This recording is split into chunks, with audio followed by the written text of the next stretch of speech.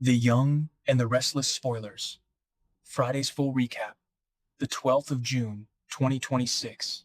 Hello, lovely viewers, and welcome back to the channel. Today is a beautiful day to dive into some absolute chaos from our favorite residents of Genoa City. Grab your favorite snack, get comfortable, and let's get right into the madness because we have so much to discuss and the drama is truly off the charts. You guys, I am deceased. Stop what you are doing right now and listen to me. I am literally shaking. My hands are genuinely trembling as I hold this camera, and I am filming this while I am running errands because I just had to jump on here and vent. My soul has actually left my body. I am not even exaggerating. I am hyperventilating in the middle of a parking lot. Besties, be for real right now. Did you just read the latest updates for Thursday, June 11? I was mid-skincare, okay? I had a charcoal mask slathered all over my face, trying to have a peaceful, aesthetic, self-care moment, and I literally had to yeet my phone across the room when I saw this. I smeared charcoal all over my pristine white rug, and I don't even care, because the tea from Genoa City is the most insane, world-ending tea ever.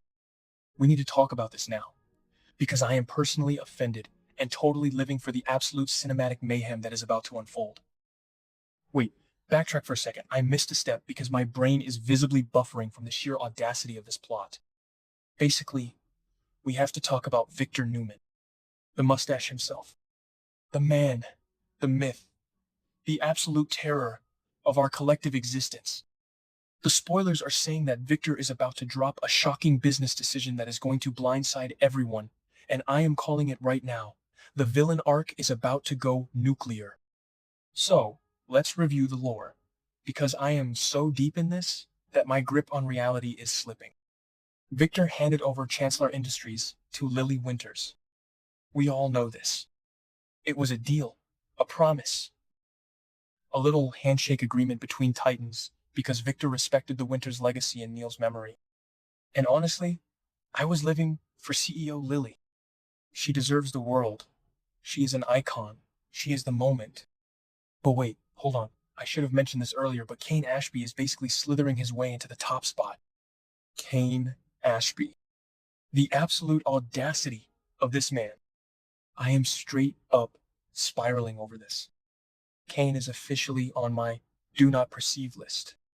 Let's remember the absolute dumpster fire of how we got here. Kane literally blackmailed Lily. Did I say that yet? Ugh, my brain is mush. Moving on, Kane used his bone marrow match for Malcolm Winters as a bargaining chip to get control at Chancellor Winters. He held a dying man's life hostage to get a corporate seat. And now, Lily, my sweet, stressed out queen, is basically letting him lead Chancellor Industries? Or at least, Victor's finding out that Kane is the one pulling the strings and getting the power. Bestie, be for real. If Victor knew Lily was going to hand the keys to the kingdom to the man who extorted her, do you genuinely think Victor would have given her the company? Absolutely not. Victor hates Kane. He has always seen Kane as a grifter, a liar, with a fake identity, who just rode the coattails of the Chancellor and Winters families. Victor is going to straight up implode. I am physically vibrating just thinking about Victor's reaction. And don't even get me started on the vibes in Victor's office. Did you see the lighting in the last episode? It was giving major, I am about to ruin your entire bloodline aesthetic. Victor is already having Matt Clark, yes, the supposedly amnesiac psychopath who is currently traumatizing Sharon just by breathing the same air at the Newman Ranch spy on Kane. Victor is gathering dirt. He is manifesting a total dumpster fire by the next update. When Victor drops this shocking business decision on Thursday, I genuinely believe he is going to try to rip Chancellor right back out of Lily's hands, or he is going to obliterate Kane so hard that the man will have to flee to another continent. He might orchestrate a hostile takeover, or he might just use whatever dirt Matt Clark finds to throw Kane into federal prison. It's giving major, I cannot even, energy, and I am here for every single second of Kane's downfall. Wait, I'm glitching. Okay, back to the main event. Because if the corporate espionage wasn't enough to send me into an early grave, we have to talk about Nick Newman. I am clutching my chest because I am literally too unwell to handle the gravity of these events. Nick is struggling, you guys. He is fighting the demons of his addiction, and it is a messy, unfiltered, emotional train wreck. I am sobbing. Just thinking about what Nick has been through over the last few weeks makes me want to scream into a pillow. Let's do a quick lore recap for anyone who isn't as completely unhinged as I am. Nick was essentially pushed into this horrific drug spiral because of Matt Clark and Sienna. He took fentanyl to calm down, cocaine to hype up, and ended up crashing his car into a cliff in Vegas. He was near death. He was literally lying on the floor of a storage room, completely unresponsive, while Matt Clark gloated about it. And now, he's back in Genoa City, trying to get clean, trying to piece his shattered mind back together. It is a high-octane, psychological masterpiece, where the stakes are astronomical. Nick is trying so hard, but the pressure is genuinely crushing him. And what is that pressure? Oh, I don't know. Maybe the fact that his father, Victor, has moved Matt Clark, the man who tortured him, the man who traumatized Sharon, the man who basically caused this entire drug spiral onto the Newman ranch. How unhinged is that? Nick is trying to go through rehab. His body is screaming for drugs. His brain is rewiring itself.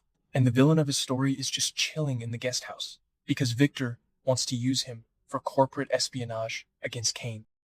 I am literally hyperventilating right now. Victor's obsession with business is directly endangering his son's fragile recovery. But wait, here is the part that literally broke me into a million tiny little pieces. Nikki Newman. Nikki is stepping up to support her son, and I am straight up bawling into my steering wheel right now. Nikki knows addiction. She knows the dark, terrifying, suffocating grip of substance abuse because of her own horrific battles with alcoholism over the decades. If anyone in that giant, chaotic family understands the absolute hell Nick is walking through right now, it is his mother. She is sitting there, holding his hand, being his rock. She knows the signs. She knows the cravings. She knows the lies an addict tells themselves. She is wrapping him in so much love, and it is genuinely the most beautiful, tragic thing I have ever seen on this show.